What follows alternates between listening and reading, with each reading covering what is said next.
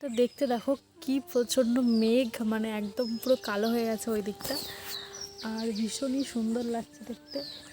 এই সাইডটার অবস্থাটা দেখো, বৃষ্টি হবে না, জাস্ট ঢঙের মেঘ বলে যাকে, সেটাই হচ্ছে আর কি।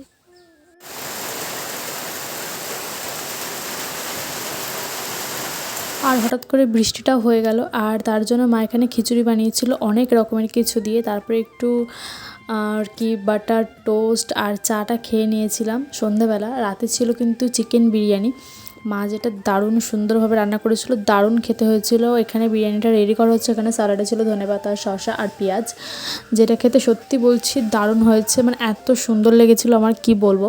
আমি বাইরের বেশি কিছু খাবার খেতে পারি না, আমার অসুবিধা হয় খেতে, কিন্তু মায়ের হাতে সব কিছুই ভীষণই প্রিয়, স্পেশালি বিরিয়ানিটা আমার ভীষণই ভালো লাগে। তো যাই হোক, আজকের মতন ভিডিওটা এখানে শেষ করলাম। কেমন লাগলো অবশ্যই জানিয়ে, সবাই ভালো থেকো, সুস্থ থেকো, টাটা।